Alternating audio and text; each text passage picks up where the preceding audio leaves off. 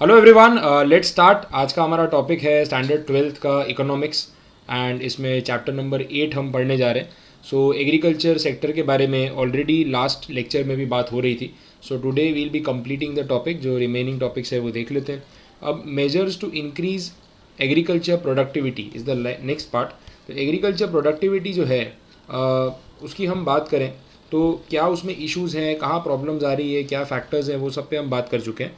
तो आज हम उन प्रोडक्टिविटी के जो इश्यूज़ हैं उसको सॉर्ट आउट करने की बात करेंगे। कैसे हम क्या मेजर्स ले सकते हैं जिससे प्रोडक्टिविटी इंक्रीज़ हो सकती है, उसके ऊपर बात करेंगे। So let us start. कुछ स्टेप्स दे रखे हैं, इंस्टीट्यूशनल मेजर्स की बात भी की है, टेक्नोलॉजिकल मेजर्स की बात की है, अदर मेजर्स की बात की, और यही सारे इश्यूज़ हम फेस कर रहे हैं वो भी हम देख रहे थे। इंस्टीट्यूशनल मेजर्स में क्या है उस पर चलते हैं। To increase the agricultural productivity, economic planning has undertaken institutional reforms which would be favourable for economic progress of agriculture. ठीक है, लैंड रिलेटेड रिफॉर्म्स में देखते हैं। ये बोल रहे हैं वो ज़मींदारी सिस्टम और जो ज़मींदार होते हैं जिनके ओनरशिप में लैंडलॉर्ड जिसे हम बोलते हैं, जो उसका ड्रॉबैक ये था कि वो ज़मींदारी खुद कर रहे हैं, मतलब मालिक ज़मीन के खुद है, खेती किसी और से करा रहे हैं, आधी से ज़्यादा फसल तो खुद ही रख लेते हैं। तो ऐसे लोगों को सिस्टम से बाहर करना बहुत ज़रूरी है। फिर बोला है कि जो टिलर्स हैं, मतलब जो ज़मीन के ऊपर खेती करते हैं, एक्चुअल जो फार्म लेबर्स की तरह काम करते हैं, उन लोगों को कहीं ना कहीं इसका फ़ायदा पहुंचना चाहिए। और जो रेंट का जो सिस्टम है कि ज़मींदार कितना रेंट ले सकता है कितना नहीं, उसके ऊपर एक रिस्ट्रिक्शन लगाना बहुत ज़रूरी है, कंट्रोल लगाना बहुत ज़रूरी है, उसकी बात हो रही है।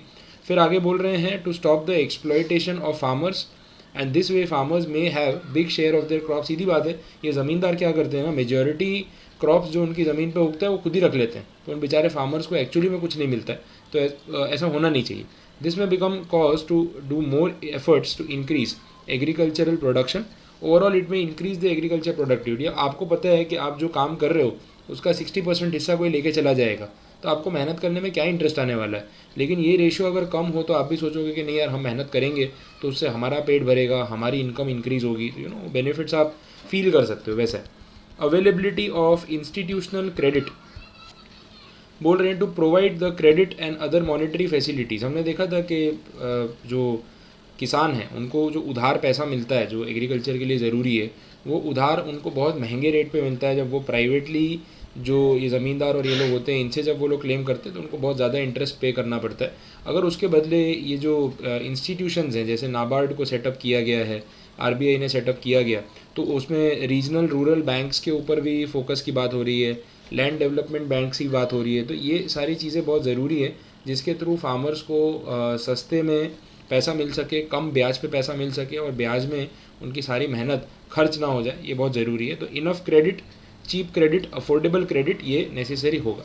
ठीक है, इसके बाद नेक्स्ट पॉइंट में बोल रहे हैं improvement in the structure of agriculture marketing. चलिए देखें फर्स्ट पॉइंट क्या बोला है, कैसे एग्रीकल्चर मार्केटिंग को इम्प्रूव किया जा सकता है। तो ये बोल रहे हैं कि इसके लिए बहुत सारे स्टेप्स लिए भी गए हैं। तो चलो लिए गए हैं तो अच्छी बात है। पहले बोल रहे हैं कि मार्केट्स को रेगुलेट किया गया। रेगुलेट करने का मतलब क्या है कि एक सिस्टमैटिक तरीके से उसको चलाया जाएगा। रेगुलेशंस, रूल्स जो अपने बोलते हैं कि एक इंस्टीट्यूशन को रन करने का एक मेथड होना बहुत ज़रूरी है, और उसी के बेसिस पे यहाँ पे बोल रहे हैं कि रेगुलेटेड मार्केट्स को सेटअप किया गया। To classify the agriculture produce as per their quality, Agmark has been introduced. हाँ, ये भी किया गया है। फूड प्रोडक्ट्स में एग मार्क लेके आए हुए हैं, एग्रीकल्चर मार्केटिंग के नाम पे एग मार्क ये बोला हुआ है। तो अगर कोई फूड प्रोडक्ट के ऊपर एग मार्क लगा हुआ है, मतलब वो बोलते हैं ना क्वालिटी टेस्टेड है और अच्छी क्वालिटी के उसको रेटिंग्स मिले हुए हैं, तो पब्लिक ज़्यादा उस पर ट्रस्ट कर सकती है।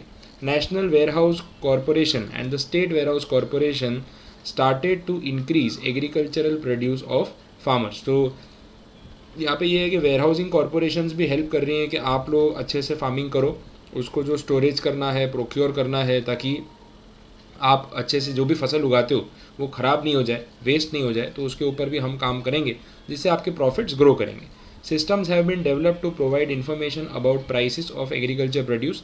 हाँ, ये भी हो रहा है, सही दाम मिले, जो मिनिमम सेलिंग प्राइस की आजकल बात हो रही है, एमएसपी, तो वो सब मिल सके। उसके लिए इन्फॉर्मेशन प्रॉपरली मिले कि कौन सी फसल की क्या रेट होगी, मिनिमम कितने पैसे मिलने चाहिए फार्मर को, प्रॉपर इन्फॉर्मेशन उन तक पहुँचाई जा रही है, इसकी कोशिश हो रही है। लेकिन फिर भी होता है ग्राउंड रियलिटी क्या है, जब हम देखते हैं ना तो MSP में लिखा है कि जैसे गेहूँ की खेती हो रही है तो मिलना चाहिए 1800 रुपये, 1850, 1900 रुपये जो है क्विंटल का रेट, मतलब 100 किलो का रेट मिलना चाहिए।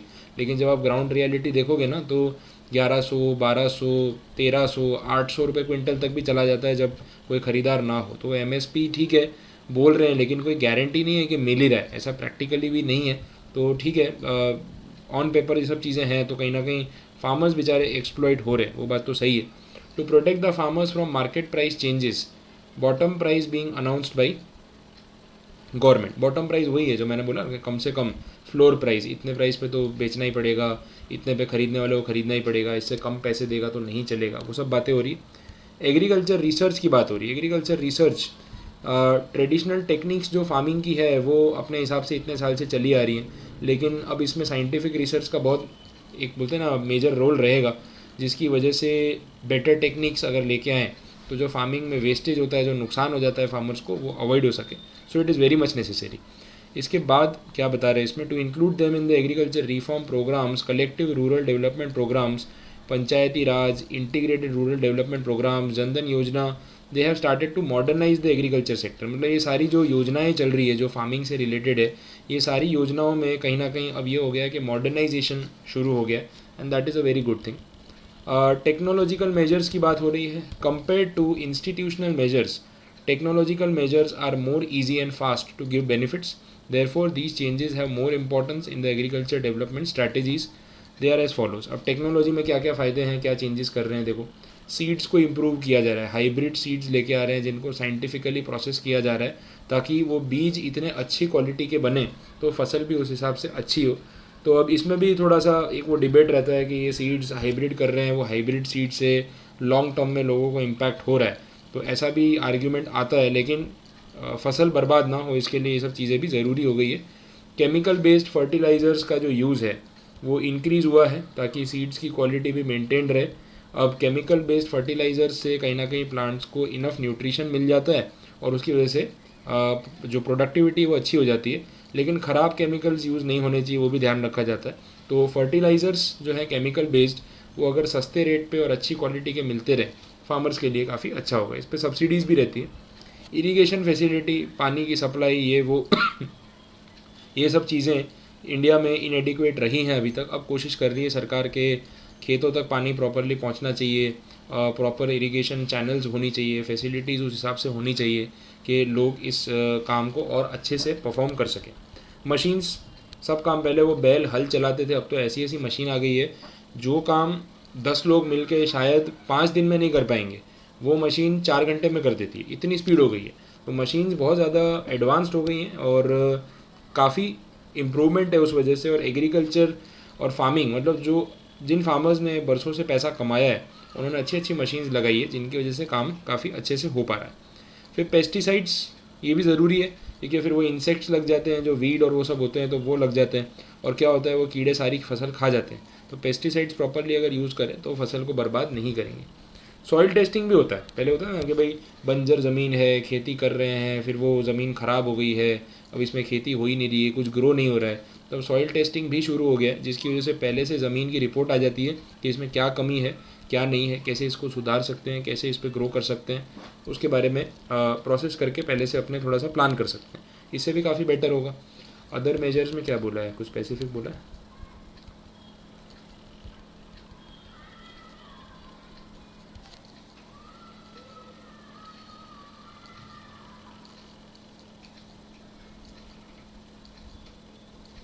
ठीक है, अलाइड एक्टिविटीज़ की बात की है।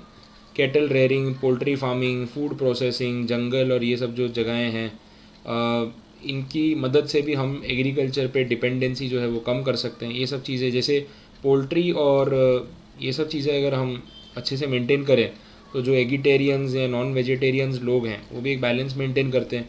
सब लोग वेजिटेरियन हो जाएंगे तो भी दिक्कत है, सब लोग नॉन वेजिटेरियन हो जाएंगे तो भी सही नहीं है। तो इको साइकिल जैसा चल रहा है ना, वैसा एक्चुअली में देखा जाए तो सही है। जो जो खा रहा है, जो पी रहा है, गलत नहीं है, अपनी अपनी जगह बैलेंस ही कर रहा है कोई ना कोई, ऐसा आप बोल सकते हो। मॉडर्न एग्रीकल्चर, इसमें नया कुछ नहीं, रिपीट टॉपिक। नया पार्ट आया है ग्रीन रिवॉल्यूशन। इसके बारे में कुछ इन्फॉर्मेशन दी है, देख लेते हैं ग्रीन रिवॉल्यूशन में क्या बोला हुआ है। ठीक है, यहाँ पे नई टेक्नोलॉजी के बारे में बात की है कि बोले 1961 से नई टेक्नोलॉजीज़ यूज़ होनी शुरू हुई। 7 डिस्ट्रिक्ट थे इंडिया के जहाँ पे पायलट प्रोजेक्ट के नाम पे इनिशियली शुरू किया गया कि हम intense agriculture district programme start कर रहे हैं, ऐसा उन्होंने बोला।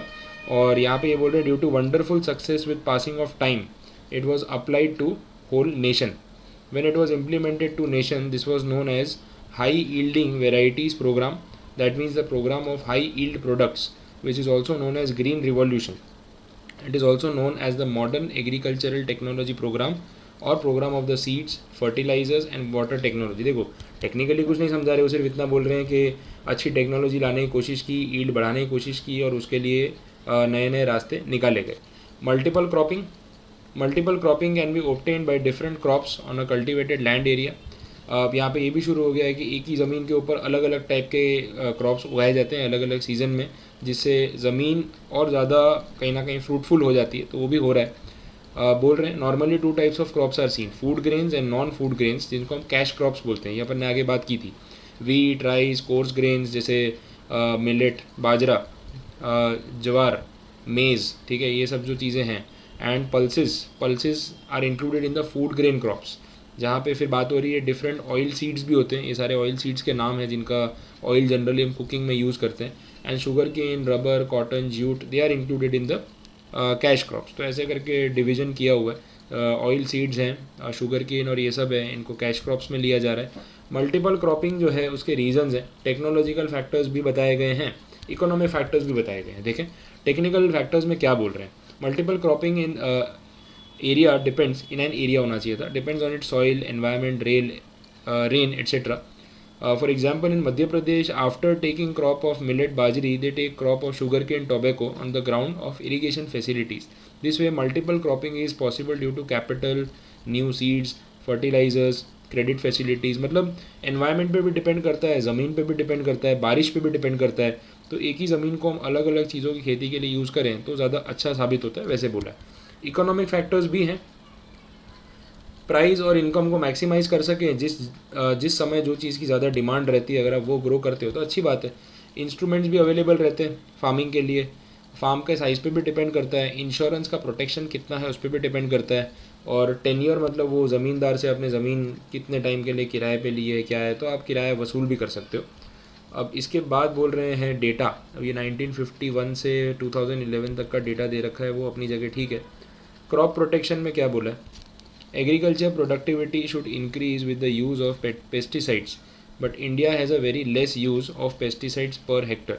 इकोनॉमिक सर्वे 2015-16 में क्या बोला हुआ है कि 0.5 kg per hectare use of pesticide हो रहा था, जबकि अमेरिका में 7 kg per hectare pesticide use होता है। जापान में 12 kg, कोरिया, स्पेलिंग भी रॉन्ग है, 6.6 kg ये दिया हुआ है।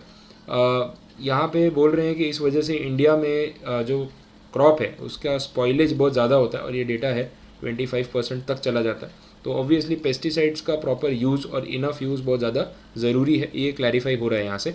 Central insecticide board and registration committee, it is appointed to inform Indian farmers about the various types of pesticides and its level of poison, that publish different booklets to guide farmers which explain about the quantity of pesticides, time of usage and level of poison. This information should be spread among farmers to make pesticides environment friendly. Okay, तो pesticides की जानकारी उनको मिलनी चाहिए, कैसे use करना है, कितना यूज़ करना है। तो उससे क्या होगा कि वो इफ़ेक्टिवली उसको यूज़ करेंगे तो पॉइजनस भी नहीं हो जाएगा, चीपर भी रहेगा, और इससे मार्जिनल जो छोटे फार्मर्स होते हैं उसको कहीं ना कहीं मदद मिल जाएगी। एग्रीकल्चर रिसर्च के लिए वापस बोला है Indian council for agriculture research, ये एक इंस्टीट्यूट है which manages the agricultural research. It provides arrangements for research and also gives adequate help.